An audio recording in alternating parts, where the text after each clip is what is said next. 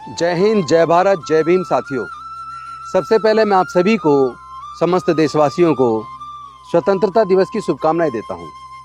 लेकिन साथ ही साथ एक चिंता हमेशा सताती है कि क्या हमारे देश में लोगों की आज़ादी और देश की स्वतंत्रता बची रहेगी। इस बात को लेकर मुझे चिंता रहती है।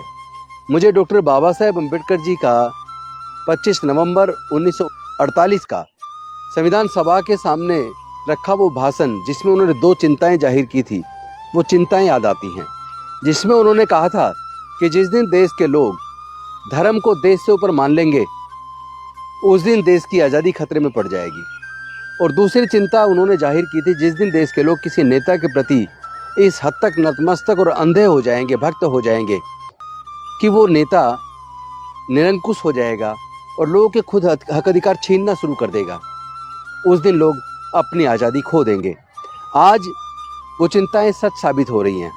आज देश में सरकार के माध्यम से, या ये कहें कि उनके सहयोगियों के द्वारा लगातार देश में नफरत फैलाने का काम चल रहा है।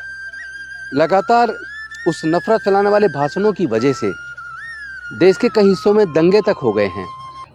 इसी तरह अगर सभी धर्मों के बीच, समाज के बीच नफरत बढ़ेगी तो क्या देश की आज़ादी और स्वतंत्रता बचेगी? एक तो ये चिंता सताती है।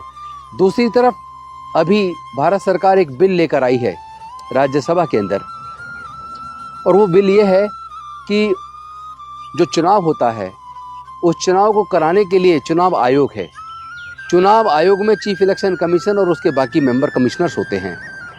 उनको चुनने का अधिकार प्रधानमंत्री जी, एक कमेटी 3 लोगों की, जिसमें प्रधानमंत्री जी, देश के मुख्य न्यायाधीश और लीडर ऑफ अपोजिशन होते हैं।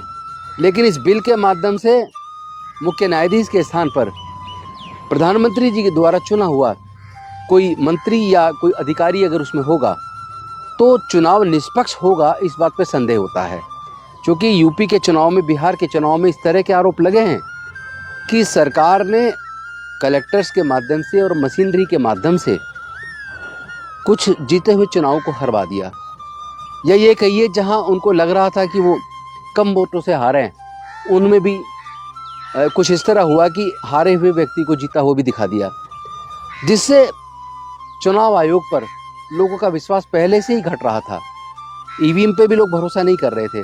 ऐसे में अगर ये बिल पास हो गया, जिसमें 3 सदस्यों की कमेटी, जो मुख्य चुनाव आयुक्त व अन्य आयुक्तों को चुनेगी, उसमें प्रधानमंत्री जी, लीडर ऑफ अपोजिशन और उसके साथ साथ तीसरे व्यक्ति के तौर पर मुख्य न्यायाधीश की जगह पर अगर कोई मंत्री होंगे या कोई अधिकारी होंगे, तो चुनाव में निष्पक्षता नहीं होगी, ऐसा हमें प्रतीत होता है।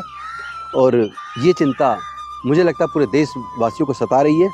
इस पे निश्चित तौर पर पूरे देश के लोगों को सोचना होगा और ऐसे बिल को किसी भी कीमत पे संसद में पास नहीं होने देना चाहिए। तभी मैं समझता हूँ कि भारत में निष्पक्षता चुनाव को लेकर बनेगी और साथ ही साथ हम अपने देश की आज़ादी को बचा कर रख पाएंगे। बहुत बहुत धन्यवाद। नमो बुद्धाय। जय भीम, जय हिंद, जय भारत।